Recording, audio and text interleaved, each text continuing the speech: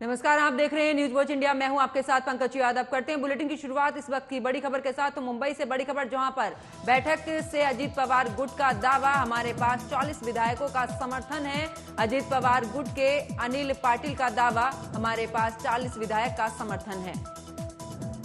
तो बड़ी खबर महाराष्ट्र से आपको बता रहे, जहां पर आपको बता दें कि अजीत गुट का दावा है कि उनके पास में 40 विधायकों का समर्थन है और इसी को लेकर वो एनसीपी के चुनाव चिन्ह को लेकर अब नए दांवपेच के लिए तैयार हैं। तो बड़ी खबर महाराष्ट्र से आपको बता रहे, जहां पर आपको बता दें कि बैठक के बाद में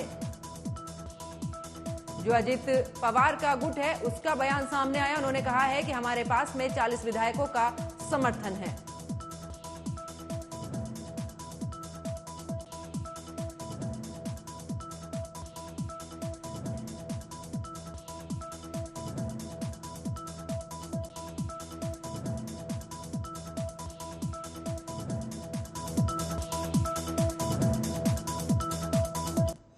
खबरों में आगे बात करते हैं, जहां पर समाजवादी पार्टी प्रमुख अखिलेश यादव अयोध्या पहुंचे, जहां पर उन्होंने पूर्व जिला अध्यक्ष स्वर्गीय गंगा सिंह यादव को श्रद्धांजलि दी। साथ ही अखिलेश यादव ने महाराष्ट्र में एनसीपी टूटने पर बात करते हुए कहा कि बीजेपी इस तरह का प्रयोग करती रहती है। बीजेपी कहती है कि भ्रष्टाचार खत्म होगा, लेकिन क्या पार्टियों को तोड़ना भ्रष्टाचार नहीं है? बीजेपी लगातार पार्टियों को तोड़ने का काम करती रही है। साथ ही अखिलेश यादव ने कहा है कि 2024 में समाजवादी पार्टी और सहयोगी दलों की ऐतिहासिक जीत होगी। विपक्ष अपनी अपनी जगह मजबूत है और बहुत मजबूती के साथ लड़ रहा है।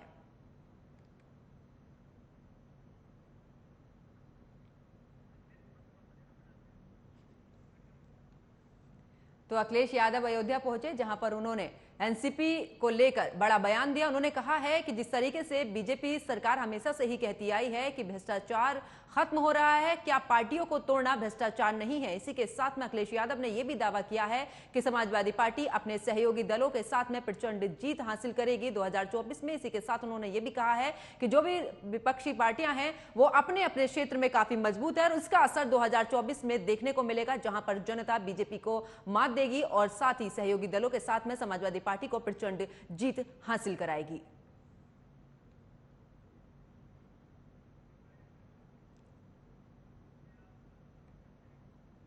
खबरों में आगे बात करते हैं, जहां पर मध्य प्रदेश के सीधी में नशे में धुत एक शख्स ने सीढ़ियों पर बैठे एक आदिवासी युवक पर पेशाब कर दिया। कहा जा रहा है कि आरोपी शख्स बीजेपी विधायक केदार शुक्ला का प्रतिनिधि है। वीडियो वायरल होने के बाद आरोपी प्रवेश शुक्ला को हिरासत में ले लिया गया है, उससे पूछताछ की जा रही है। एएसपी ने कहा है कि आरोपी को गिरफ्तार कर आगे की कार्रवाई की जा रही है।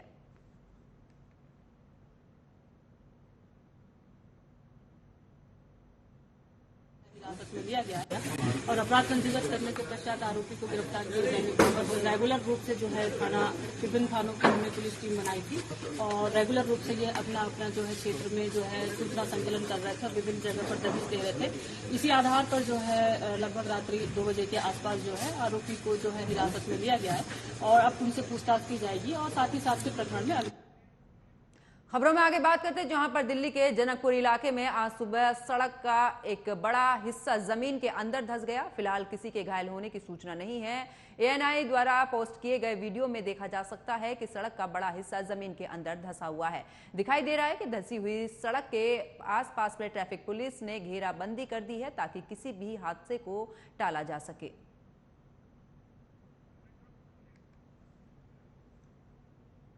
तो दिल्ली का ये मामला है, जहां पर आपको बता दें कि किस तरीके से ये जमीन का एक हिस्सा पूरी तरीके से धंस चुका है, लेकिन गनीमत ये रही है कि इस दौरान कोई हादसा होने से बच चुका है। वहीं ट्रैफिक पुलिस की अगर बात की जाए तो घेराबंदी कर दी गई है ताकि यहां पर कोई भी बड़ा हादसा ना हो सके।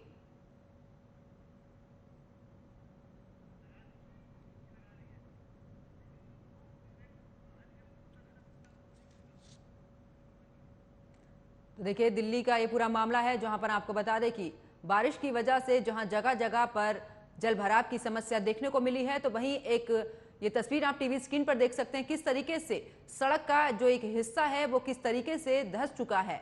गनीमत ये रही कि वहां पर कोई मौजूद नहीं था, जिस वजह से बड़ा हादसा होने से बच चुका है। और इसी खबर पर ज्यादा जानकारी के साथ मेरे सहयोगी अवनेंद्र मेरे साथ फोन लाइन पर जुड़ चुके हैं। अवनेंद्र, जिस तरीके से सड़क का एक हिस्सा धंसा है, इसको लेकर क्या कुछ खास अपडेट? क्या इस दौरान कोई बड़ा हादसा हुआ? जी बिल्कुल, देखिए हादसा बड़ा नहीं हुआ, साफ तौर से कहा जाए। जिस तरीके से देखिए दिल्ली में बारिश का मौसम है साफ तौर से, और जरा सी ही बारिश में कहा जाए दिल्ली की जो जनकपुरी इलाके की सड़कें हैं वो धंसना शुरू हो गई साफ तौर से। जब आज सुबह दिल्ली जनकपुरी इलाके में एक बड़ा हादसा होते होते टल गया साफ तौर से कहा जाए, और जो दिल्ली के लोग हैं वो लगातार दिल्ली की सड़कों पर जिस तरीके से आप आवागमन देखते हैं साफ तौर से चलते हैं, तो ये दिल्ली में कहीं कहीं जो है वो बारिश को देखते हुए इतना बड़ा गड्ढा हो गया कि अगर आप उसमें झांकेंगे तो आपको पानी भी दिखाई देगा साफ तौर से, और काफी बड़ा गड्ढा हो जाने के जो वहां पर दिल्ली पुलिस थी उसने अब साफ तौर से जो है ब्राइकेटिंग कर दी है, और जो कहा जाए वहां पर जो आवागमन है उस रोड से डिवाइड कर दिया है। जी बिल्कुल अमरेंद्र, ये किस जगह का मामला है आखिर क्योंकि देखने में ऐसा लग रहा है कि ये कोई सा नेशनल हाईवे है। बिल्कुल, देखिए जनकपुरी इलाके के नेशनल हाईवे नहीं, लेकिन कहा जाए एक व्यस्त मार्ग रोड है साफ तौर से, और वहां पर भारी संख्या में लोग हमेशा आगमन 24 घंटे रहता है साफ तौर से। तो ये कई मार्गों से ये रोड जुड़ता है साफ तौर से, तो इसको कहीं कहीं उसमें जब रोड में बाधा साफ तौर से आई तो जो है ट्रैफिक डिवाइड भी करना पड़ा साफ तौर से कहा जाए, और इसके जो है दुरुस्तीकरण के लिए भी साफ तौर से जल्द बात कही गई। लेकिन अगर इस तरीके से बिल्कुल अमरेंद्र, क्योंकि बारिश का समय है और जिस तरीके से देखा जा रहा है कि कई सड़कों को ये सड़क जोड़ती है, इस दौरान इस तरीके से ये जो खबर सामने आई, जो तस्वीरें सामने आई है, क्या कुछ बयां करती है प्रशासन की कितनी बड़ी लापरवाही है? बिल्कुल, देखिए जिस तरीके से ये सड़क हादसा कहा जाए होते होते टला साफ तौर से, इतना बड़ा गड्ढा जिस तरीके से नजर आता है और पानी भरा हुआ दिखता है, तो कहीं कहीं दिल्ली सरकार की और कहा जाए दिल्ली में जो अधिकारी बैठे हैं उनकी नाकामी साफ तौर से साबित होती है। इस तरीके से कहीं भी बड़ा हादसा भी हो सकता था साफ तौर से कहा जाए, और कहीं कहीं ये नाकामी दिखाई देती है कि दिल्ली सरकार किस तरीके से काम करती है और दिल्ली के जो चुनिंदा अधिकारी हैं वो किस तरीके से कार्य करते हैं। जी बिल्कुल अमरेंद्र, ये भी निकलकर खबर सामने आ रही कि ट्रैफिक पुलिस ने घेराबंदी कर दी है, तो क्या इसके आसपास की जो जगह है उसको भी देखा जा रहा है? कहीं ऐसा ना हो कि एक के बाद एक ऐसे गड्ढे देखने को मिले। बिल्कुल, देखिए आपको बता दें जिस तरीके से दिल्ली पुलिस ने घेराबंदी कर दी है साफ तौर से, और जो आसपास की सड़क है उस पर भी दिल्ली पुलिस अब निगरानी साफ तौर से कर रही है, क्योंकि ये काफी बड़ा गड्ढा था। तो इसके आसपास में जो लगभग वहां से 50 से 60 मीटर का जो रोड है उसको भी दिल्ली पुलिस एक तरीके से खंगाल रही है, यानी देख रही है कि कहीं और कोई गड्ढा तो नहीं, या गड्ढे को बंद करने के बाद किसी दूसरे तरीके की कोई घटना हो जाए। थी चलिए, बहुत बहुत शुक्रिया अमरेंद्र इस खबर पर जुड़ने के लिए, विस्तार पूर्वक जानकारी देने के लिए।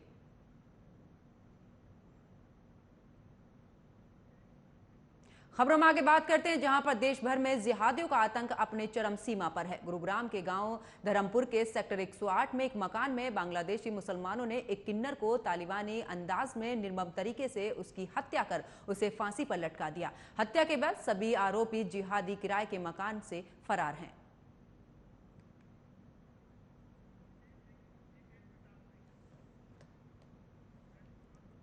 और इसी खबर पर ज्यादा जानकारी के साथ मेरे सहयोगी जितेंद्र प्रताप सिंह मेरे साथ फोन लाइन पर जुड़ चुके हैं।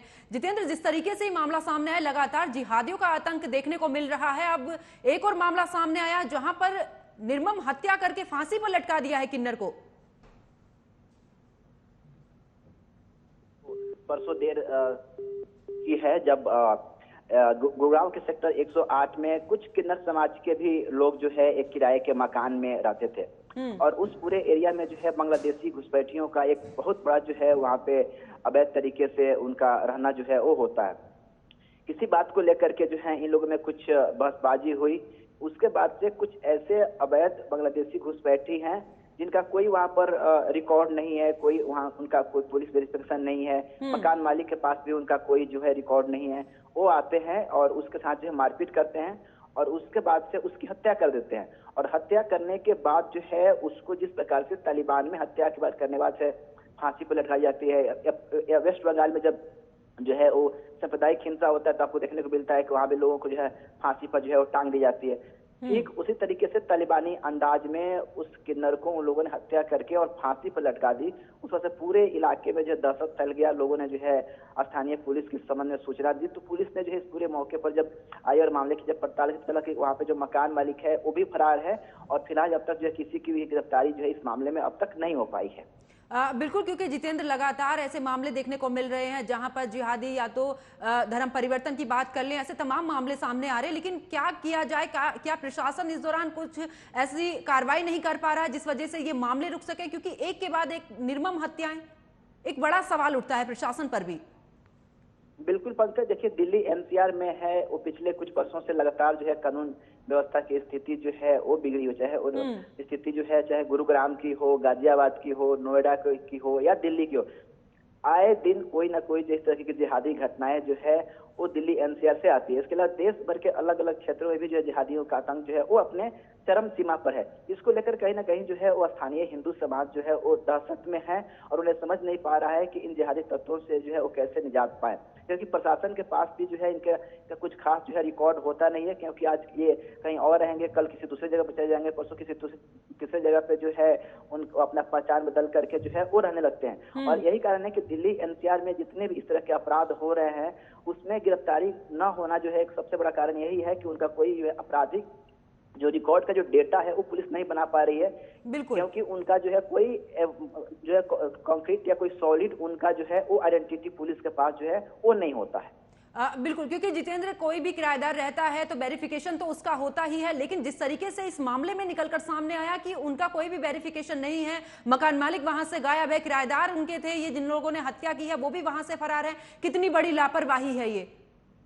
देखिए बहुत बड़ी लापरवाही है और इसमें जो है खुद दिल्ली पुलिस का और इसके अलावा जो स्टेट पुलिस का पहले से ही गाइडलाइंस है कि कोई भी मकान मालिक अगर अपने किसी भी किराएदार को रखता है तो पुलिस वेरिफिकेशन जो है वो उसका होना मस्ट है। अगर कोई नहीं करवाता है तो उसके विरुद्ध भी जो है वो कार्रवाई की जाएगी या पुलिस कभी भी जो है किराएदार की जानकारी जो है वो ले सकती है। इसके बावजूद भी जो है लोग जो है चंद पैसों के लिए या किराए के लिए जो है बिना किसी जो है डॉक्यूमेंटेशन को प्रक्रिया को पूरा करवाए हुए किसी को भी रख लेते हैं। यही कारण है कि कोई व्यक्ति जो है दिल्ली एनसीआर में आज के समय में आसानी से किसी भी अपराध को अंजाम दे करके और वो निकल लेता है और फिर पुलिस आसानी से निकल लेते हैं और अपराधी जो है हाथ में नहीं आता है।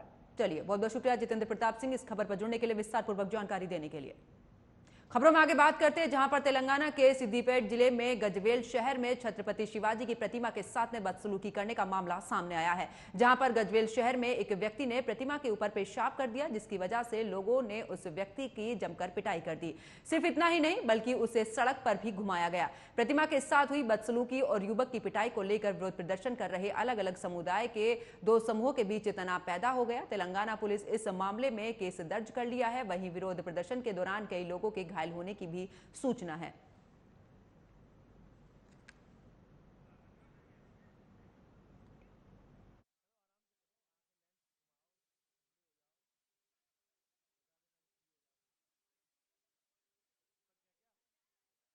देखिए जिस तरीके से मूर्ति के साथ में बदसलूकी की गई है, उसके बाद उस युवक को लोगों ने जमकर उसकी पिटाई की है। इतना ही नहीं, उसे सड़क पर घुमाया, जिसको लेकर दो समुदाय के बीच में ये आक्रोश देखने को मिला है। वहीं आपको बता दें कि इस पूरे मामले को लेकर पुलिस भी कार्रवाई कर रही है।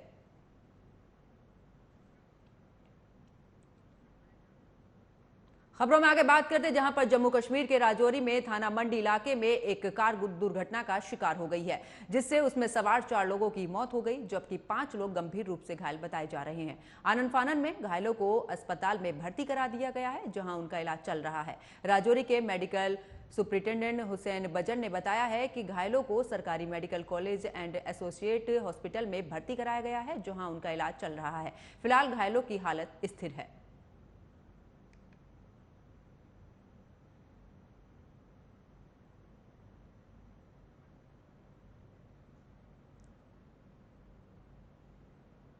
खबरों में आगे बात करते हैं जहां पर भारी बारिश के बाद नागालैंड से हैरान करने वाली तस्वीर सामने आई है। दीमापुर और कोहिमा के बीच राष्ट्रीय राजमार्ग 29 पर अचानक चट्टान खिसकने के कारण वाहनों का बोल्डर गिरने से 2 लोगों की मौत हो गई है, 3 अन्य लोग घायल हो गए हैं। लैंडस्लाइड इतना भयानक था कि देखते ही देखते गाड़ियों के परखच्चे उड़ गए हैं। ये वीडियो वाकई झकझोर कर देने वाला है, जिसने भी इस वीडियो को देखा हैरान रह गया।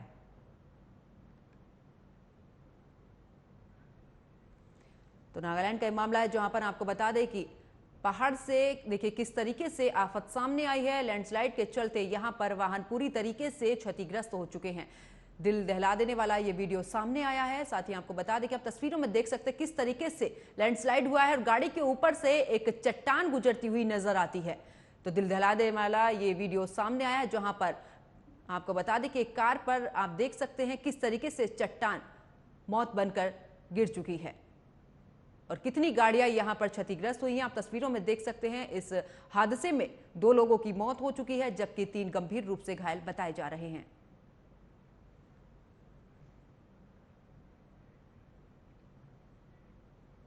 चलिए बात करते हैं लखीमपुर खीरी की, जहां पर हाथियों का झुंड 3 शख्सों को दौड़ाता हुआ नजर आ रहा है। लोग किसी तरह से गिरते पड़ते वहां से भागते हुए नजर आ रहे हैं। ये वीडियो दुधवा नेशनल पार्क का बताया जा रहा है। इन तीनों शख्स को हाथियों के साथ सेल्फी लेना था, लेकिन ये सेल्फी लेना कितना महंगा पड़ गया, ये वीडियो सोशल मीडिया पर जमकर वायरल हो रहा है।